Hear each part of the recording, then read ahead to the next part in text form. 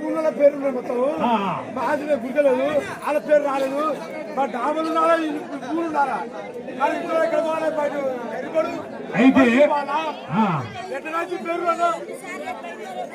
మంది మాకు ఇండ్లు కావాలని దరఖాస్తు పెట్టింది.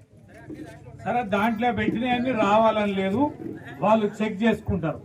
నేను అనేది ఏంటంటే నిజంగా కనుక ఇల్లు లేని వాళ్ళు ఈ 520 మంది లేకపోతే ప్రమాదమైంది. అప్పుడు ఏమైంది దొరికేనా ఇల్లు ఉండి దరఖాస్తు చేసుకుందామనుకో ఇల్లు రాదు, ఇల్లు లేకుండా దరఖాస్తు చేసుకోకపోతే మాత్రం వాడికి రాదు. ఇప్పుడు అన్యాయం ఎవరైతారు?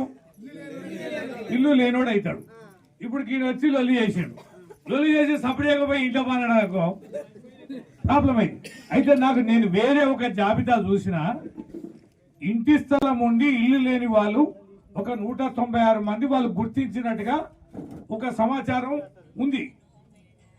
నేనేమంటున్నా అంటే మీ ఊరి పెద్దలందరూ కూర్చోండి, గ్రామ సభ అయినాక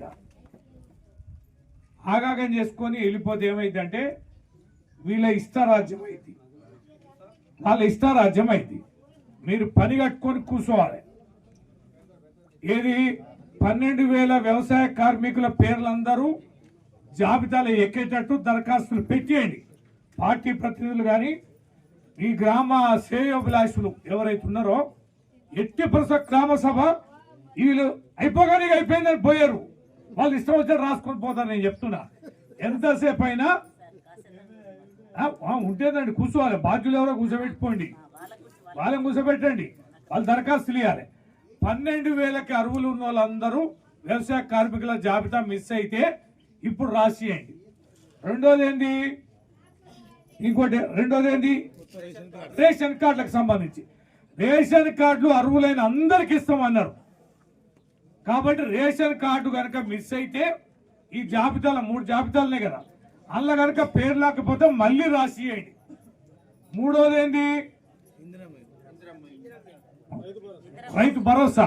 ఒకటే వల్ల రైతు భరోసా. రైతు భరోసా అంటే ఎవరైనా ఆ జాబితాలో వాళ్ళు చదివింది కదా, ఏది తొలగించే జాబితా. మీకు ఈ భూములకు ఇవ్వడం ఎన్ని ఎకరాలకు ఇవ్వడంలే ఎవరు వ్యవసాయ శాఖ 66 ఎకరాల భూమి ఆయన చదివిన జాబితాలో ఉన్న 5 గుంటలు 10 గుంటలు ఎకరం అంతా కలిపితే ఈ గ్రామంలో మొత్తం ఎన్ని ఎకరాలు ఉంది? పట్టా భూములు 1800 ఎకరాలు ఉన్నదట. 1800 ఎకరాల్లో 66 ఎకరాలకు రద్దు అవుతుంది. మేము ఇవ్వమంటారు, మిగతా వాళ్ళందరికీ ఇస్తామంటారు. 66 ఎకరాలలో ఆయన చదివిన జాబితాలలో అన్యాయంగా నా పేర్లు ఎక్కించిన ఎవరైనా ఉంటే అది దరఖాస్తు చేయండి.